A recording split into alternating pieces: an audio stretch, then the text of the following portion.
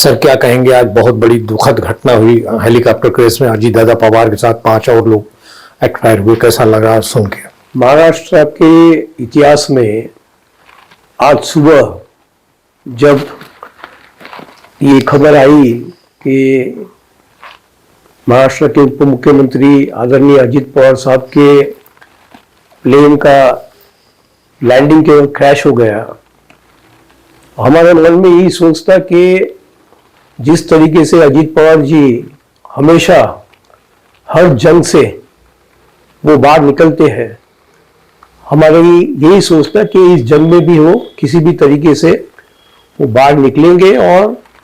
हमारे महाराष्ट्र के लोगों का सेवा जो है वो करेंगे। लेकिन कुछ मिनट के बाद ये पता चला कि वो प्लेन जो क्रैश हुआ है, इतना जोर से क्रैश हुआ है कि उसमें सभी लोग उसमें हताहत हो गए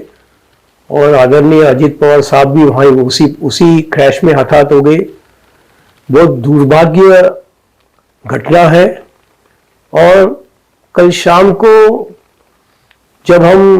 हमारे फेसबुक में देखते हैं तो मंत्रालय में आदरणीय मुख्यमंत्री के साथ में कोई मीटिंग में वो मौजूद थे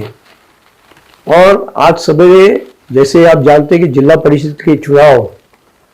वो आज मीटिंग के लिए बारामती जाने वाले थे, लेकिन ये जो घटना हुई है मैं समझता हूँ ये घटना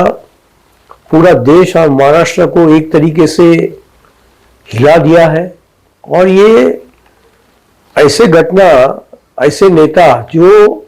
हमेशा एक विजनरी नेता थे, जिनको एडमिनिस्ट्रेशन के ऊपर पकड़ था और जिनको किस तरीके से महाराष्ट्र में विकास करना है, कैसे आगे बढ़ाना है,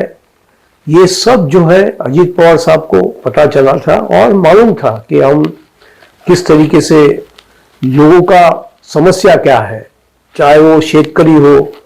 चाहे वो लाडली बहना के बारे में हो, या कुछ भी जो भी महाराष्ट्र के जो हमारे फार्मर्स हैं और अन्य वर्ग जो लोग हैं, उनके लिए एक हमेशा काम करने वाले ऐसे महान नेता अजीत पवार साहब को हम दुर्भाग्य यहाँ से हम खो चुके हैं। मैं समझता हूँ कि महाराष्ट्र के इतिहास में बहुत बड़ा क्षति पहुंचा है। और जब जब मेरा भी उनके 2-3 बार मुलाकात हुई है और इतने हंसमुख थे, बात करते हैं और सबके सुनते हैं, तो ऐसा नेता जाना मुझे लगता है कि ये एक तरीके से अन्यायकारक बोला जा सकता है। लेकिन भाग्य में, और जो भाग्य में जो लिखा है और जो हुआ है, उसमें मैं यही चाहता हूं कि अजीत पवार साहब का जो परिवार है, पवार साहब का जो परिवार है, उनको सहने की, इस जो घटना हुई है उसको सहने की शक्ति दे। और अजीत पवार साहब को मैं ईश्वर से यही प्रार्थना करूंगा कि उनको आत्मा को शांति दे और आने वाले दिनों पर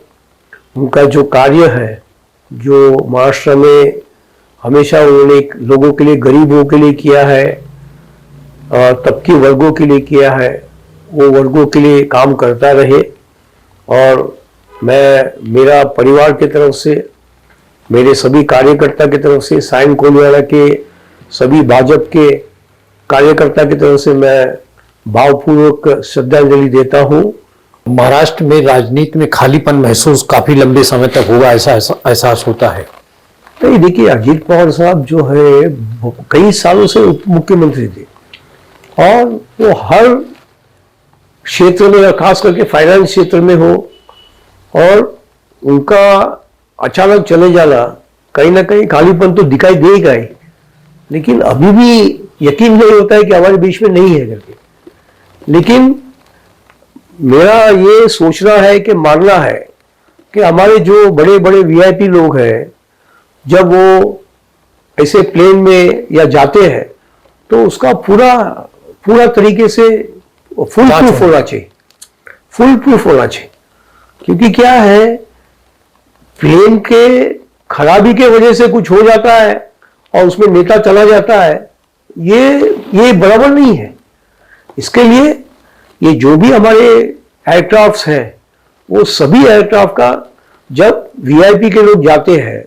तो उसका प्रॉपरली चेक होना चाहिए कि वो प्लेन अगर टेक ऑफ होता है तो लैंडिंग तक वो बराबर चलना चाहिए, और जो आदमी वहां पर अंदर बैठा है उसका सुरक्षा भी बराबर होना चाहिए, ऐसा मैं मानता हूं। नहीं तो आप देखिए लास्ट 10-15 साल से कितने बड़े बड़े नेता जो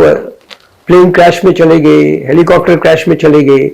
ये आज के जमाने में जो टेक्निकल इतना आगे जा चुका है, ये मुझे लगता है कि इसमें सरकार को और राज्य सरकार को, केंद्र सरकार को इसमें सोचना चाहिए